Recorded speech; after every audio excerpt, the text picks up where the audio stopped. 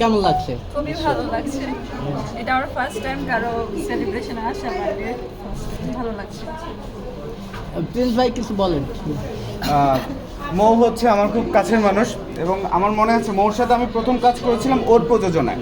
ওর একটা চ্যানেল আছে মেবি উৎসর্গ নামে, এবং ও খুব ভালো মানুষ এবং মাঝে মাঝে একটু শর্ট টেম্পার রেগে যায়, বাট ওর জন্য অনেক অনেক শুভকামনা, ভবিষ্যৎ জন্য অনেক ভালো কাটে।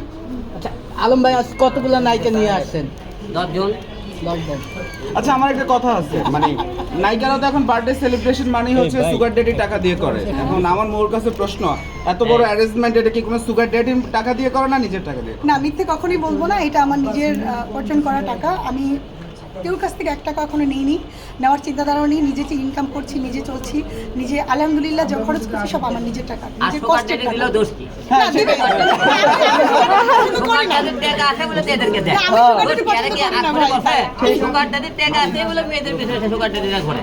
দিলে দোষ কোথায়? যার টাকা দিবি আমার কথা যাই যত দেন দেয় খেয়ে শেষ করে দাও। ওর টাকা বেশি হতে তোমাদেরকে দিতে চাই। সুগারটাদের টাকা তুমি খেয়ে দেবা। না, আমার সুগার ড্যাডি পছন্দ না। কথা হলো টাকা হলে সবকিছু হয় না। আমার হলো ভালোবাসা দরকার, আর সুন্দর স্মার্ট ছেলে দরকার, যেরকম হিরো এরকম দরকার, বাট সুগার ড্যাডি দরকার নেই আমার। তার মানে মোর হচ্ছে টাকা পয়সা দরকার নাই, ওর হচ্ছে যে সুন্দর ছেলে দরকার। সুন্দর ছেলে যারা আছে সবাই কমেন্ট করবা মোরে পাওয়ার জন্য। আচ্ছা